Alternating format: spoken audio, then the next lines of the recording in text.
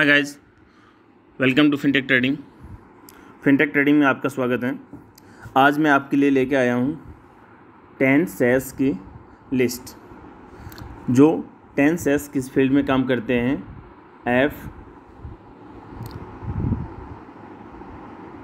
FMCG consumer में जो हम डे टू डे यूज में लेते चीज़ें, वो चीज़ें बनाते हैं। सबसे ज़रूरत चीज़ हमें क्या देखना चाहिए, सबसे मेन इम्पोर्टेंट चीज़ है P ratio, price to earning ratio. जो पी रेशियो होता है वो क्या बताता है कि जैसे पहला शेयर इसमें हिंदुस्तान यूनिलीवर है, इसका पी रेशियो है 54, यानी हमें 1 रुपया कमाने के लिए 54 रुपया लगाना पड़ेगा। नेक्स्ट दूसरा है नेस्ले इंडिया 76, 1 रुपया कमाने के लिए 76 रुपीज़ लगाना पड़ेगा। इसका कहने का मतलब ये है कि जिस कंपनी का पी रेशियो जितना कम होगा उतना ही वो कंपनी हमें ज़्यादा प्रॉफिट बना के देगी। जैसे किसी कंपनी का पी रेशियो 10 है तो हमें 1 रुपया कमाने के लिए 10 रुपया लगाना पड़ेगा, और वहीं एक कंपनी का पी रेशियो 50 है तो हमें 1 रुपया कमाने के लिए 50 रुपीज़ लगाना पड़ेगा। वैसे हम FMCG कंपनियों की जो टॉप 10 लिस्ट हैं उसमें देख लेते हैं कि अभी कौन सी कंपनी है जिसको हम खरीद सकते हैं। ये इसकी करंट मार्केट प्राइस CMP है। जैसे हिंदुस्तान यूनिलीवर की 2362, जिसका पी रेशियो जो है, ये सब लगभग मार्केट कंपनियां, लार्ज कैप कंपनियां ही हैं। यदि आप हमारे चैनल पे नए हो तो प्लीज़ इसको शेयर और सब्सक्राइब कीजिए, जिससे हमारा हौसला बना रहे और आपके लिए नई नई इन्फॉर्मेशंस हम लेके आए। जैसे हिंदुस्तान यूनिलीवर का 54, नेस्ले इंडिया का 76, Varun beverages 89, Godrej consumer 70, Britannia industries 57, Dabur 53, Colgate 59, P&G hygiene 68,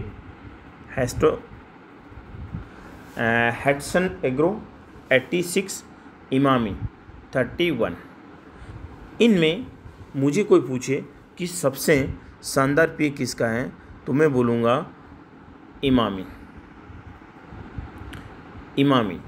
हाँ, इमामी का आप 30 रुपीज़ लगाना पड़ेगा आपको 1 रुपया कमाने के लिए, और सबका पी रेशियो अभी ज़्यादा है, मैं एडवाइस नहीं करूँगा। हाँ, तो आप ये बताइए आइडियल पी रेशियो क्या होता है, आइडियल पी रेशियो कितना होना चाहिए जिससे कि हमें पैसा लगाना चाहिए। आइडियल पी रेशियो यदि 20 to 25 है और लेस देन 20 भी है तो हम उसको आइडियल पी रेशियो में काउंट करते हैं। और उसके साथ साथ आपको निफ्टी 50 जो है, निफ्टी 50 जो इंडेक्स है, और जो BSE सेंसेक्स जो हम BSE और NSE जो हमारे जो बेंचमार्क्स हैं उनमें निफ्टी में 50 शेयर्स हैं, और जो BSE हैं उसमें टॉप 30 शेयर्स हैं। उनका हमें पी रेशियो भी चेक कर लेना चाहिए उनके ऑफिशियल वेबसाइट से।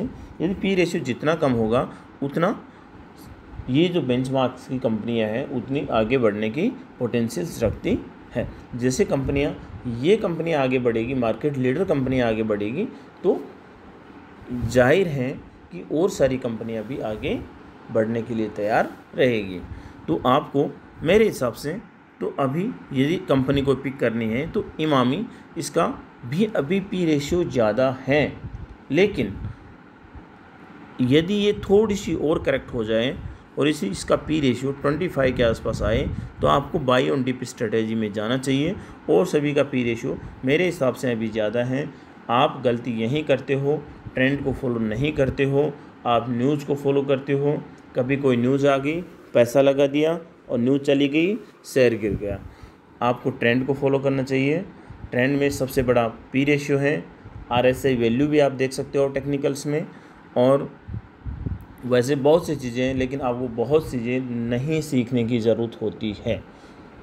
सपोर्ट्स एंड रेसिस्टेंस आप देख के चल सकते हो, लेकिन आप यदि एक ही चीज़ को फॉलो करोगे तो आप एक ही चीज़ को फॉलो करके रखो। बहुत सी कंपनियां जो बहुत अर्निंग करती है उनको मार्केट बहुत ज़्यादा पी देता है। तो बाद में आप देखोगे कि कुछ समय बाद में उसका पी रेशियो किसी किसी का थाउजेंड्स में चला जाता है। तो बाद में देखते हैं कि वो पी रेशियो एकदम से धड़ाम हो गया। जैसे हर्षल मेहता जो कांड हुआ था, तो उसमें क्या हुआ था, कंपनी एकदम से 200-300 की कंपनी 9,000 पे चली जाती है, तो मार्केट तो उसको पी देगा। लेकिन आपको देखना यह है कि ये इस पी के पीछे की असली कहानी क्या है। अभी एक जियो फाइनेंस कंपनी है, जियो फाइनेंस कंपनी में क्या आपको इन्वेस्ट करना चाहिए या नहीं करना चाहिए? आप जियो फाइनेंस का पी देख लीजिए, क्या आपको कंपनी कहीं धोखा तो नहीं देगी, कहीं न्यूज़ के ऊपर ही तो नहीं भाग रही है। तो आप ये सब चीज़ें देख के आप देखिए और हमारे यूट्यूब चैनल को आप प्लीज़ सब्सक्राइब कीजिए, जिससे आपको लेटेस्ट इन्फॉर्मेशन हम देते रहेंगे। इसमें आपको कंपनियाँ सारी बेस्ट हैं, लेकिन किस में आनी चाहिए, हमारी ट्रेंड लाइन में आनी चाहिए, तभी हम खरीदेंगे, ऐसे नहीं खरीदेंगे। Thank you, thanks a lot.